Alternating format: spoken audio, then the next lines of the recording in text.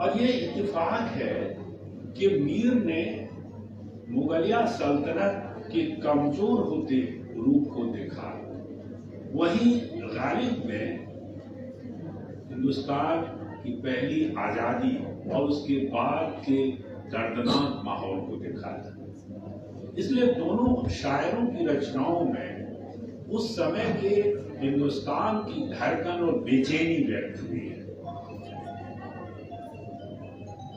और उस संक्रांति काल में भी मीर ने सौंदर्य और प्रेम के गीत गाए हैं। और वो सौंदर्य का जो प्रतिमान है